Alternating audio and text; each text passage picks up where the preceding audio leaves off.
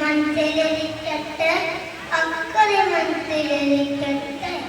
അമ്പടി പോതെ കുതിയൊത്തി കുമ്പൊലിച്ചിട്ടുള്ളാതെ എനിക്ക് വേണം രണ്ടപ്പം വിളിച്ചുപോയി അപ്പൂപ്പൻ. അപ്പൂപ്പനത് തൊഴിലിട്ട് അമ്മൂമ്മൻ ചൊലി കണ്ടിട്ട് നല്ലൊരു പോയൽ കണ്ടെത്തി കൊതിയൻ നമ്മുടെ അപ്പൂപ്പൻ.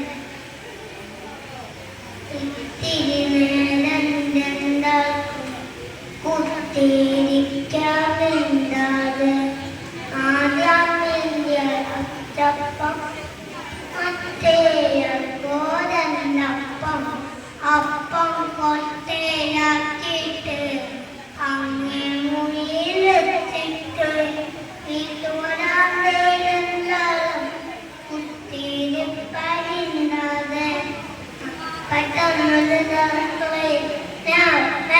വിളിയിട്ടു.